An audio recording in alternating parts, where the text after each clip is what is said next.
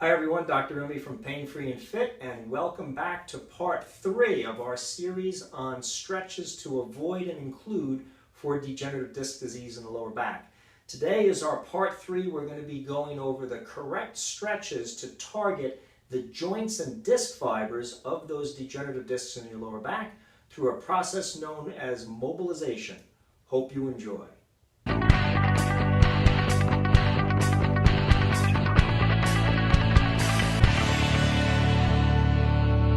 Now, we've previously talked about avoiding flexion stretches for the lower back, meaning leaning forward from the waist. The proper way to lean forward is from the hips, as in squatting, as in lunging, as in stiff-legged deadlifts, where we keep the lower back in that neutral spine position, which is a safe position that's unique for your own particular body posture and habits of tendency due to instabilities in your lower back. Now, if you don't know what your unique body posture is, I invite you to go to either the Pain Free and Fit or Posture Size websites. We have a free body analysis there, and that'll help you determine where your unique posture and body issues are in terms of mechanics and helping to stabilize the lower back. This is important for our mobilization exercises that we're going to do right now, because mobilization exercises try to target the tightest aspects of a vertebral unit. Where two vertebrae come together, the disc is in the middle, but we also have ligaments on both sides, muscles and tendons, as well as joint capsules on the back of the spine. And what we want to do when we properly stretch the spine in a degenerative disc is to target the corrective movements that are opposite to what your spine is used to doing.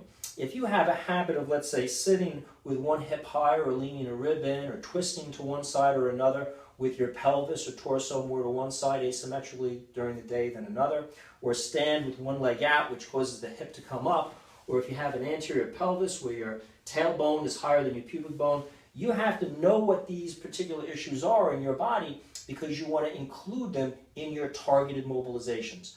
Otherwise, if you just do a generic mobilization that a lot of therapists and doctors are teaching out there, you're just going through haphazard motions trying to loosen the spine. Unfortunately, that rarely targets the exact tissues that we want to get involved with correcting in a proper mobilization program.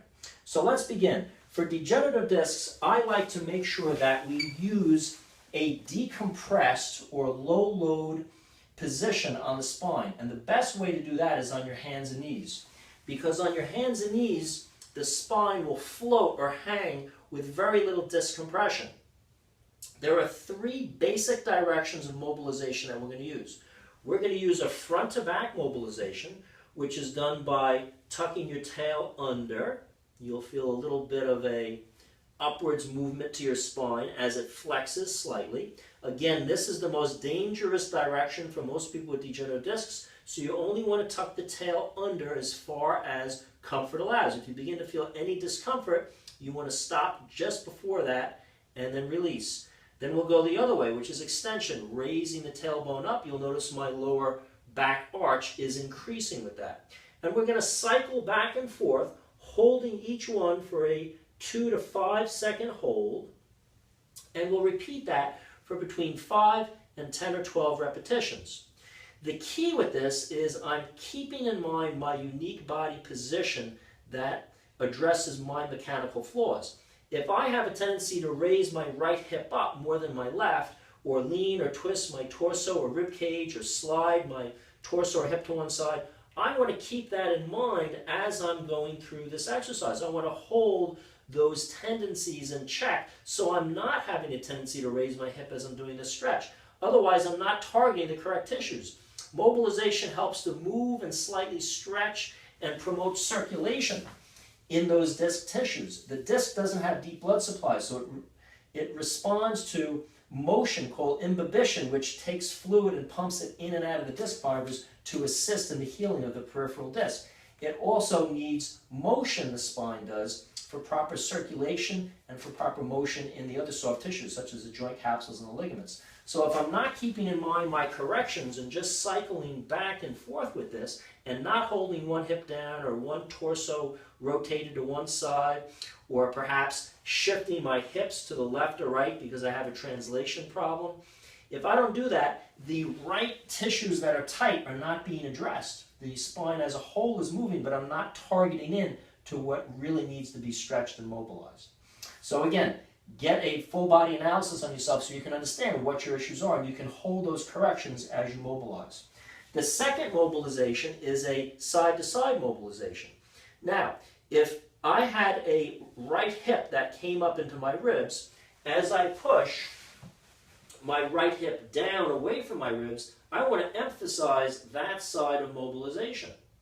Before I swing the opposite hip down, which in this case I wouldn't go as far because that's increasing the postural distortion, causing my right hip to come up, I'd just go down a little bit to mobilize in that direction. But I'd emphasize the hip swing down on the side where my hip is up. Likewise, if my ribs like to lean to one side, if my normal posture shows that I have a tendency to lean to one side or rotate to one side, I'm going to hold that position in check as I do my mobilizations. I'm going to emphasize, let's say if my ribs lean to the right, I'm going to emphasize my hips moving down from that right side and tilting my ribs away into a corrective direction of postural change, which really helps then at the local disc to target the exact side and location of the vertebra of what is being tight. Helps to open it up. Much more effective mobilization. I can also use a rotational mobilization where I'm going to lift one side of my pelvis slightly up by raising one knee and down, and then the other side lifting up and down. And again, I'll cycle through 2 to 5 second holds for 5 to 12 repetitions, and keeping in mind if I have a pelvis that likes to turn more to the right than the left, and that's my normal posture, or because of daily movements I turn that way, I'm going to be emphasizing just a little motion going that way, but I'm going to be emphasizing more range of motion going into the opposite direction to address the tightness that exists not only in global muscles that connect my rib cage to my pelvis, but the local muscles from one vertebra to the next, the local ligaments, the local discs. I can take this same idea of mobilization in this position on my hands and knees, and I can transfer it into a distractive mobilization by hanging. Now, if you have a weak upper body, what I would suggest is doing this exercise sitting with your hands on a couch or an exercise bench or a chair where you can let your spine hang. And we'll do the same thing. We'll do a tail up and a tail under. And in this particular case, still holding my corrections for my unique posture, I'm now causing the spine to stretch or become distracted. That's creating a negative pressure in the disc, which is helpful in healing to it. It decompresses the compression on the vertebral joints and is very soothing for disc pain after it's been compressed, especially after you've been sitting for a long time, which, as you know from our previous videos, is a very major likely cause of disc aggravation, prolonged sitting. So I'd do the same thing. I'd cycle back a little tail up, a little tail under within a comfortable range of motion as I'm letting my spine stretch out. I can also do my one hip down, hold for 2 seconds, and the other hip down for 2 seconds. Mobilize back and forth in that way. Again, I'm emphasizing the direction and the sides that I need the most based on my unique posture analysis.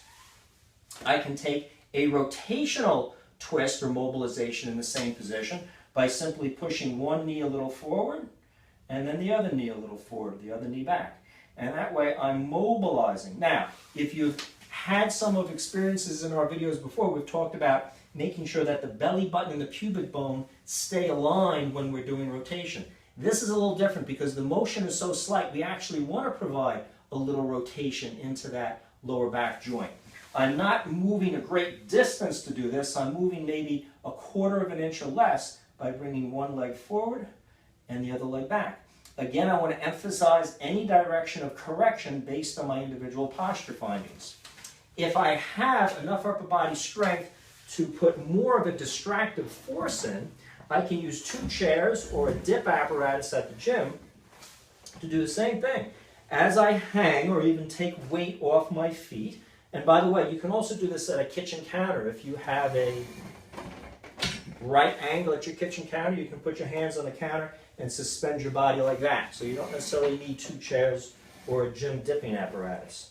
In either of those cases, as I suspend my body and let it hang, which decompresses or stretches that spine, I'm going to use the same mobilizations. A little tail under, hold for 2 seconds, a little tail up for 2 seconds. Cycling back and forth for 5 to 12 reps. One hip down, hold for 2 to 5 seconds. The other hip down. Again, I'm going to be spending more range of motion and maybe a little bit more stretch time on the side that is compressed. And I know that based on my unique exam. If the right ribs like to lean down and the right hip likes to come up, or if I have an external hip rotation on that leg, or if I like to sleep on that side and I compress my upper side due to hours of sleeping posture, then I want to emphasize that hip down and that rib up as I'm doing these mobilizations. I can also do a slight rotation. Again, less than 1/4 of an inch as you twist right to left, targeting your unique postural distortions so it addresses those disc fibers in that direction, whether we're talking front to back, side to side, or twisting.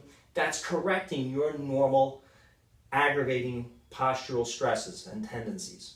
Direction specific is important for helping to heal the spine, helping to provide a healing stimulus for it, whether we're stretching, whether we're doing strengthening exercises or endurance or coordination work. It's all about knowing what your unique body postures and muscular tendencies are to hold your body off center. If you're not addressing these things, you're going to get minimal results from mobilization and rehabilitative exercises, and many times you'll only be strengthening your dysfunctional state of your spine and not helping to correct proper mechanics.